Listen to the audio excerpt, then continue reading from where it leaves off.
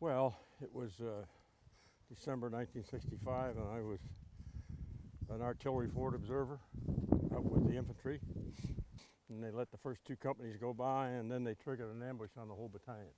On our end, they picked out the company commander walking along with a map in his hand, 45 on his hip, and a whip antenna behind him. So the initial rounds mortally wounded Captain Gormley and killed his radio operator, Savoy. First time I'd ever been shot at. Been in Vietnam 2 weeks, and I hit the deck. And when I looked out from underneath my helmet, all these young Marines were looking at me and saying, "Okay, Lieutenant, what the hell are we going to do?" So I started adjusting artillery, and we were pinned down from 3 sides. We were the rear element security, so we had people on the rear and on our left and on our right. So I ran out and picked up Captain Gormley, carried him back, and we talked, and he died in my arms. So I then ran out and took the radio off of the dead operator, brought it back, strapped it on myself, got on the hook and called the battalion commander and told him what had happened. He had never met me. I never met him. So at that point I assumed command of that company and fought it for the rest of the day, the rest of the battle.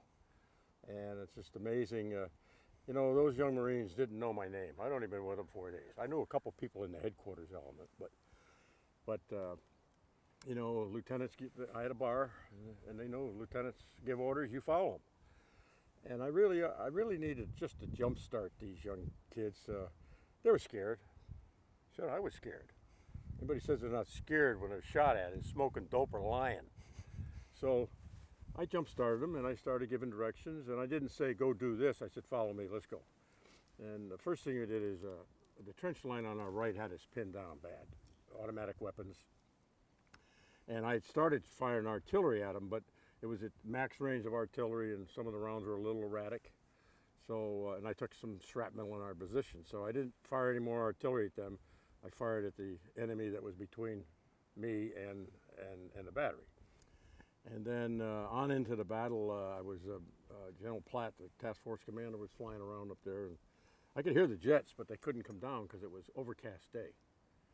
And so he came up on the net and he says, "I've got 2 armed helicopters. Can you use them?" Yeah, I can use them.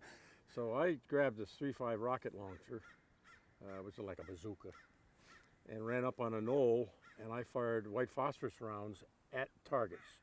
And then the pilots would come in and hit the white phosphorus rounds. Wow. So I was out of ammunition. So I had comms with the pilots. So I put my arms I like this, and I point at the targets, and they'd fly down the axis of my arms and hit the targets. I took shrapnel in my pack and all, but I didn't get seriously injured. And then the battalion commander come up and says, "You got to come out. We can't come get you." I told him when I say go, you just go as fast as you can. You don't stop unless a buddy gets shot, Marine gets shot. You stop and pick him up. We don't leave anybody in the battlefield.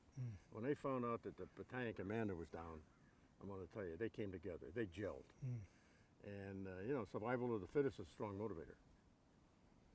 God bless you, buddy. Yeah. Okay. Wow. Barney, what separates an event like this from all the rest? Well, I think the goal, and that is to raise money to educate the youth of our. I always say, you know, the future of our country lies in the hands of our youth, the future leaders. Yeah. And then we're keeping up with our Marine Corps. Marines take care of Marines. Yeah. So it's a big family. So it's a time to get together with people who are grateful. Yeah. And then do the right thing is raising some money for the children of those who've done so much for our country. So it's a win-win, man. It's a win-win-win-win-win. When a Medal of Honor recipient says something's intimidating, that means something. It's all possible because of people like you. Well, it's you know, I put my feet in the footsteps of those who fought in Korea, and hopefully these young whippersnappers will put their foots in the prints I leave in the sand. Yeah. And so it's just great to be with them. And anytime I can be around wounded warriors, I am, you know, and show them the support, thank them, and give them a hard time, you know. and that's what they love. You know, Yeah. they really do. Yeah. You know, it's the little things that we have problems with. You know, it's funny at home sometimes. I'll be moping around. My wife will say, "Would you get in the car and go over Bethesda and talk to the troops?" I come back all fired up. The hat you're wearing means a lot more than just cover from the sun, right? Yeah, the Navy named a destroyer after me, the DDG-124. We had a ceremony in Washington back in July. Said, "Are you available tomorrow at 16:45 to take a call from the Secretary of Navy?" I said, "Let me check the calendar." I checked the calendar. I said, "Yes, what's the subject?" She says, "I don't know." So Secretary Mavis called, and it was the pleasantries. And then he says, "You know, one of the greatest things I get to do as a Secretary of Navy is to name ships after great Americans." And he says, "I've determined I'm going to name the DDG-124 the Harvey Curtis Barnum Jr."